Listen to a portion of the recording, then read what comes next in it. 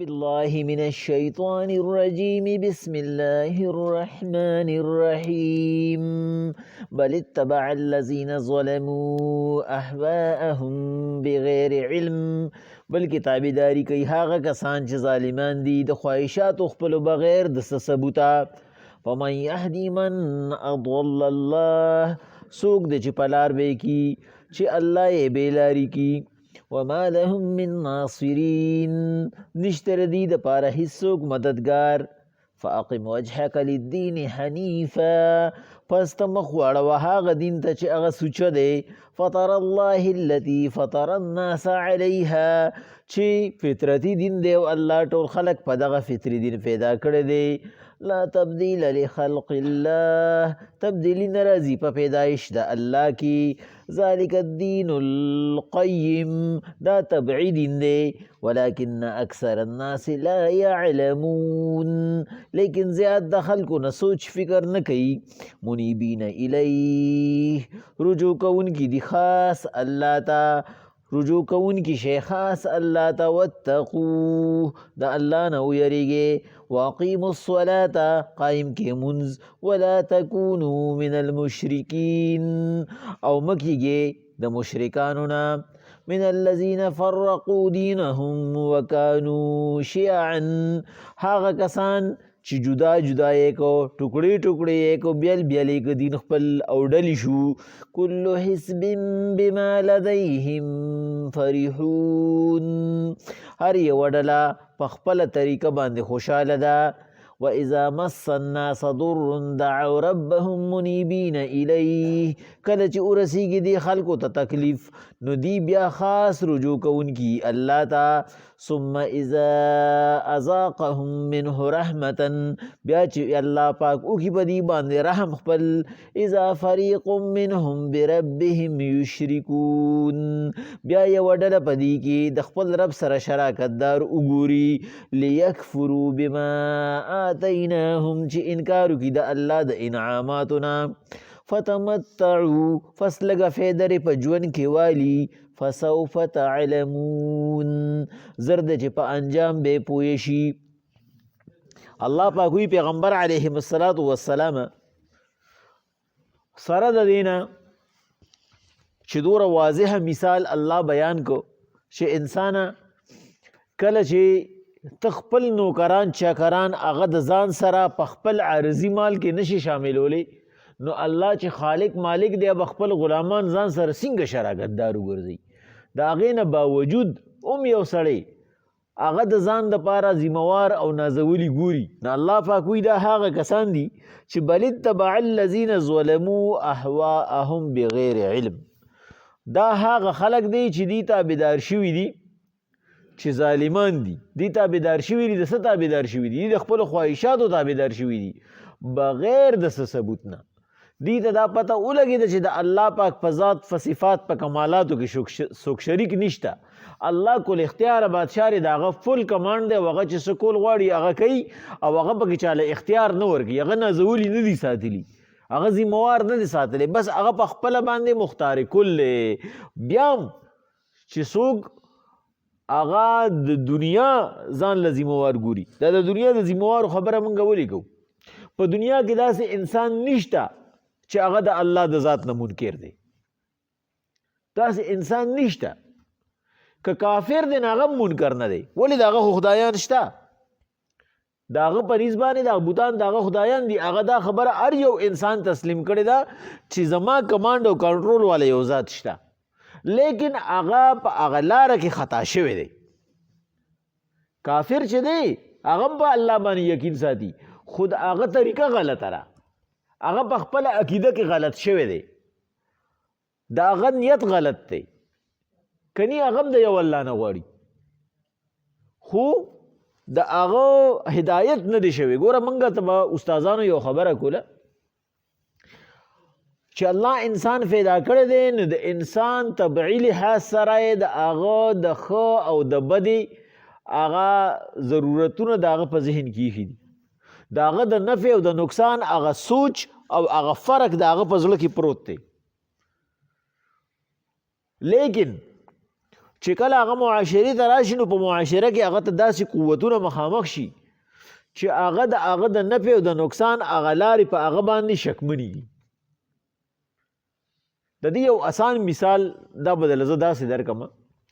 وروستو د آیات را روان هم دی، الله پاک په خپله باندې د هغې ذکر کوي چې هغې ته ورسو نو په هغه ځای کې به لغونته کې تاسو زیات پوه شئ په هغې باندې. الله پاک وایي فمن یهدي من اضل الله، څوک دی چې په لار کې هغه څوک چې الله یې بېلارې کي. فمن یهدي څوک به په لاره کي من اضل الله چې الله یې بېلارې کي، چې الله چاته هدایت نه کوي نو د الله نه ما سوا بل څوک نشته. وما لهم من ناصرین، هیڅ څوک مددګار د دې نشته. فاقم وجهک للدین حنیفا، پس حضور ته خپل مخ وګرځوه هغه دین ته چې سوچه دین دی. څنګه سوچه دی؟ فطر الله الذي فطر الناس علیها، چې فطرت الله التي فطر الناس جميعا، چې الله پاک په فطرت باندې جوړ کړی دی. فطرت الله چې فطری دین دی د الله را طرف نه، الذي فطر الناس علیها چې الله پاک په ټول خلق پیدا کړی دی. لا تبدیل لخلق الله، تبدیلی نه راځي په پیدا وخت د الله کې چې الله څنګه پیدا کړي دي او په کوم نظام یې پیدا کړي دي. لا ذلك الدین القیم، لا تبدیل لخلق الله تفسیر څه دی؟ ذالک الدین القیم، دک دین طبعی او دین فطری. دی دین فطری لزرات لما وی چې تاسو زه په دې باندې پوهیږم. الله پاک وایي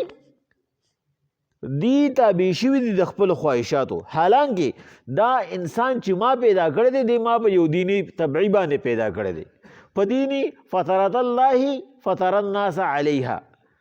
الله دی په دیني فطری باندې پیدا کړی دی، د دې په طبع کې دا پراته دي چې دا ټول په اسلام باندې پیدا دي. الله پاک وایي ذالک الدین القیم، دغه هغه طبعی دین دی، بل نشته. څنګه طبعی دین دی؟ چې کله الله پاک انسان پیدا کوي نو دی مسلمانی، په ده کې څه فرق نه، په کافر او په مسلمان کې فرق نشته که نه. مقصد دا دی الله ټول انسانان یو شانتې پیدا کړي او د ده په ذهن کې دا خبره اچولي چې د دې کائنات خالق او مالک څوک دی. ولې دا موږ د څه نه معلومو؟ پیغمبر علیهم السلام صحابه سره ناستو، حضرت عمر رضی الله تعالی عنه ته وی ستا فلار، د هغه د فلار نوم نفیل او هغه کافر مړو، وی ستا فلار نفیل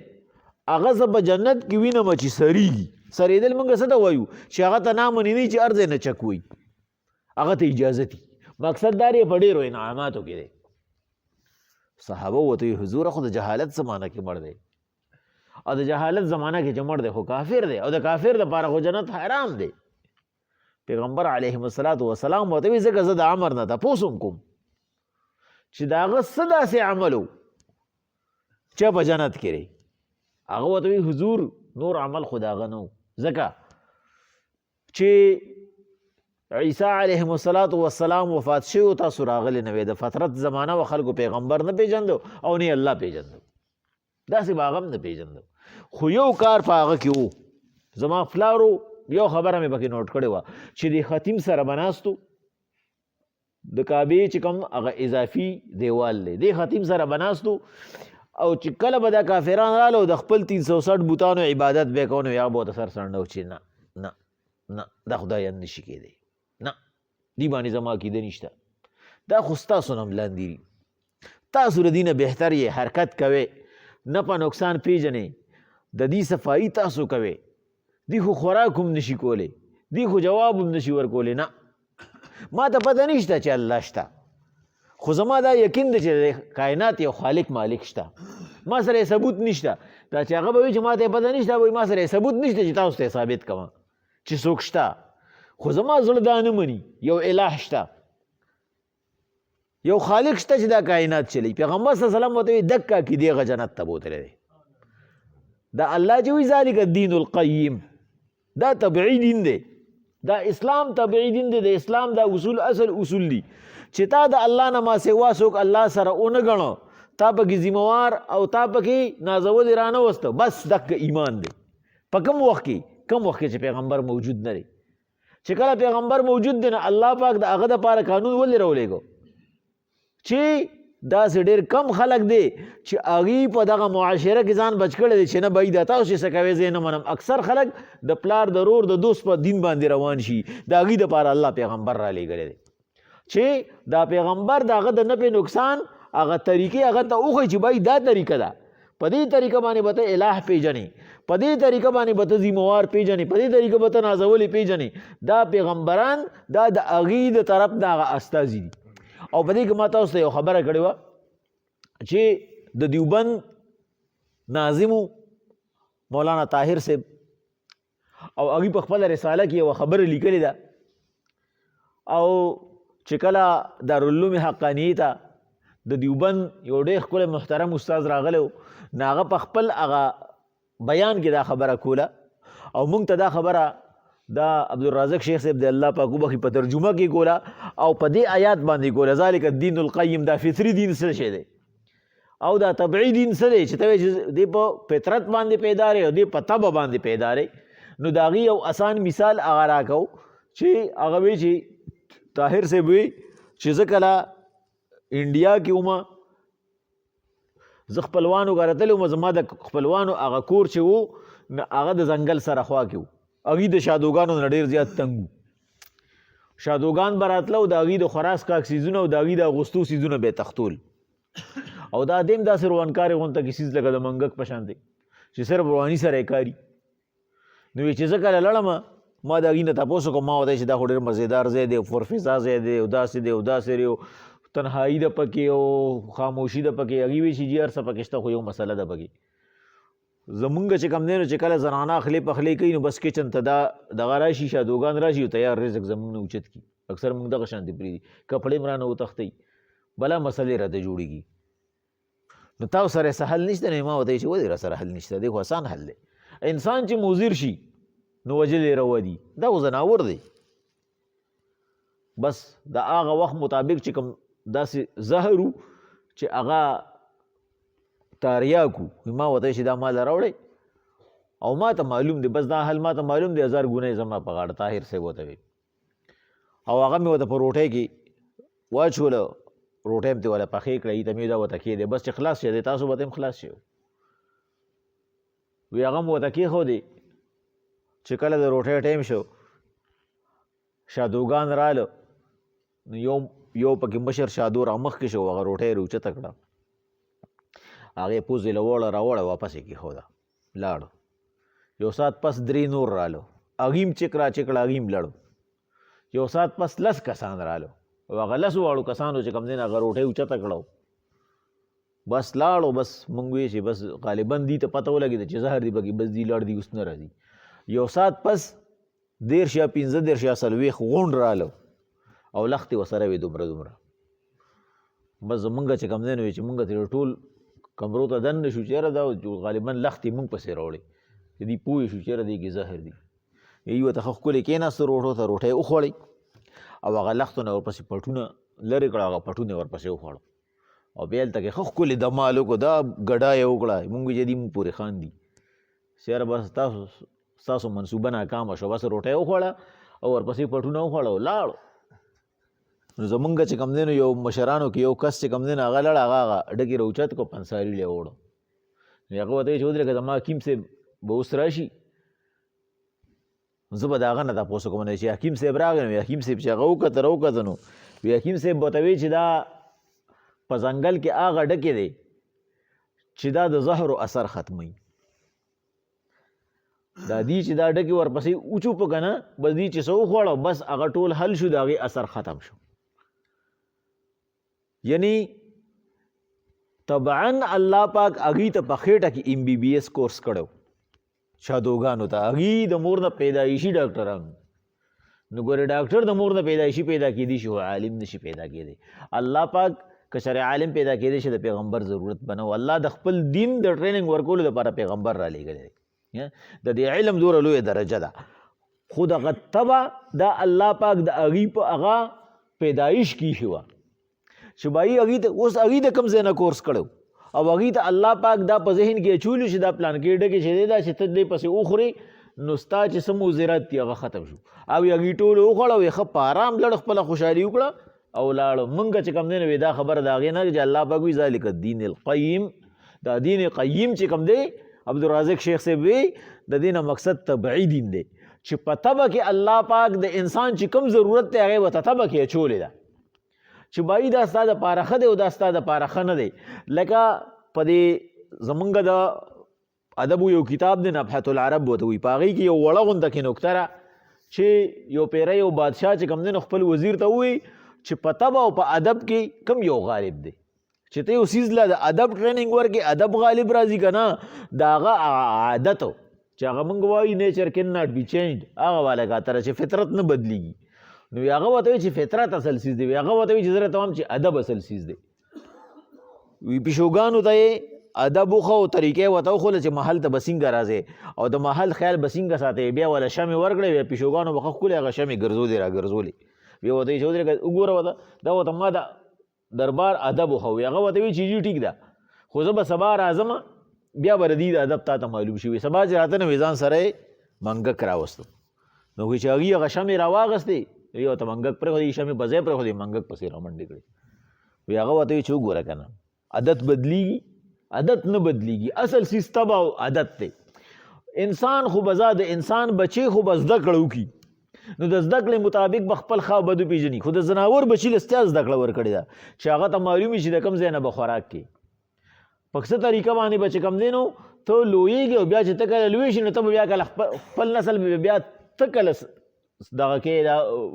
مخکې بوځې او خپل نسل به څنګه پیدا کړې او هغه د انسان نه ښه پوهېږي په هغې باندې. دا ولې دا وله الله په طبع کې اچولې ده، دا د هغه عادت دی. او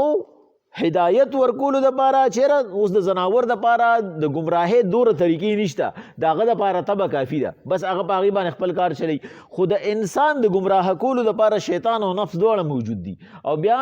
هغه انسي شیطانان د هغې نه هم سیوا دي. الله د هغې دپاره هغه له پیغمبر راولېږو چېرې د ده هغه د هدایت لار ده ته ښه واضحه کړي. الله پاک وایي ذلک الدین القیم،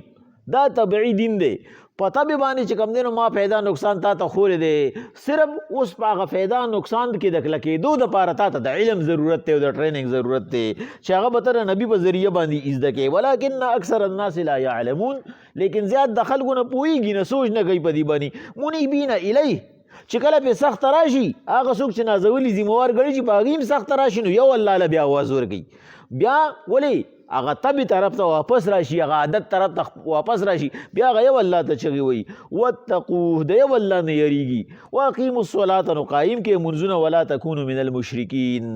مه کېږئ د شرک کوونکو نه، الله سره شراکتدار مه جوړوئ. ومن الذین فرقوا دینهم وکانوا شیعا، او هغه کسان چې خپل دین تار په تار کو او ډلې ډلې شو. د دې شیعه نه مقصد شیعهګان نه دي بلکې د دې نه مقصد ډله ده چې هغوی د خپلې خوښې ادیان جوړ کړو. کل حزب بما لدیهم فرحون، هر یوه ډله په خپله خپله طریقه په خپله خپله لاره باندې خوشحاله ده. واذا مس الناس ضر دعوا ربهم منیبین الیه، خو دومره خبره ده چې کله د انسان ته تکلیف ورسېږي او هغه د انسان د برداشت نه بار شي نو دی بیا خپل عادت ته راوړي، بیا صرف یو الله له آواز ورکوي. ثم اذا اذاقهم منه رحمتا، خو چې کله پې الله خپل رحمت وکړي تکلیف ترې نه لرې کړي دی مطمئن شي. اذا فریق منهم بربهم یشرکون، بیا دی نازولی پیدا کوي، بیا دی ذمواران پیدا کوي، بیا دی الله سره په ذات او په صفاتو کې شریکانان جوړوي. لیکفروا بما آتیناهم، الله وی دا ولي کوي چې دی انکار وکړي، دی ناشکري وکړي. دلته کې د کفر نه مقصد ناشکري ده چې دی ناشکري وکړي د الله په احسان باندې. پکار دا و چې د یو الله شکر ادا کړی وي او دی هغه بیا د ګولۍ نه، د ستنې نه، د ډاکټر نه، د پیر نه او د ولی نه او د استاد جي نه، د بل نه او د بل نه ګڼي. الله وي نه، لکه څنګه چې سوال زمانه ګړی دی شکر به هم زما ادا کې. په تمتع لږه پیدا ترې نه واخله د دې ژوند نه، په دې کې تا ته اجازت دی چې څه کې نو هغه کوه. فسوف تعلمون، زر دی چې پوهه به شمار د الله وی لارې جدا کړې چې د هر څه به نه کې زما خوښه به کې، خو ته بیا هم په خپله خوښه لګیایې نو فسوف تعلمون، د انجام پته به راته ولګي چې زما مخالفت کې نو د خپل مخالفت تپوس به درنه زه وکړم. بسم الله الرحمن الرحیم.